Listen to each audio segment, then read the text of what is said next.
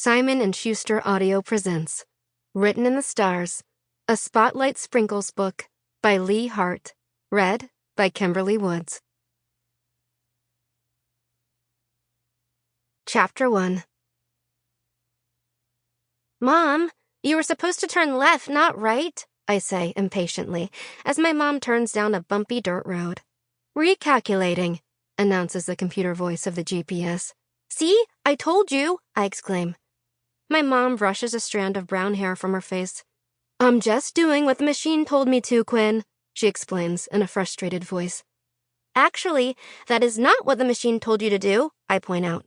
By the time we get to camp, summer will be over. My mom grips the steering wheel. Quinn, I'm doing my best, okay? Just let me concentrate. I lean back in my seat and resist the urge to make another comment. My mom has been such a mess since my dad died last fall. Losing my dad has been hard on everybody, but my mom just doesn't seem to be getting any better. It sounds harsh, but sometimes I wish she would just get it together already. I sigh and look out the window. Camp is an hour and a half away from home. The roads are lined with green trees, and the sky above is a perfect July blue. But looking at the familiar scenery kind of makes me feel sad. When my dad was alive, the trip to camp had been one of the most fun parts of the whole summer. Dad would sing songs that he'd learned at camp when he was a kid, and he'd roll down the windows, and my mom and I would sing loudly along with him. Then he'd make corny jokes about camp. And even though he told the same ones every year, I would still crack up. Why did the camper put a snake in the other camper's bed? My dad would ask. I would always pretend I didn't know the answer. Why? I would ask.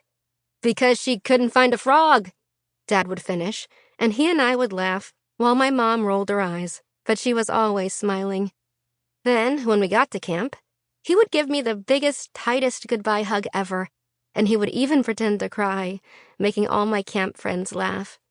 I was always a little sad when my parents left, but I never ended up missing them for too long, because my dad always left a funny note hidden somewhere that I would eventually find, under my pillow or tucked in one of my slippers, or even in the pocket of my bathrobe.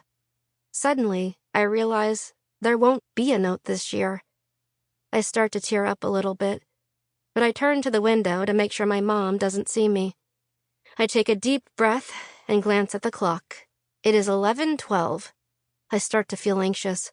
Check-in started over an hour ago, and the girls who check in first get to pick their beds first. Sample complete. Ready to continue?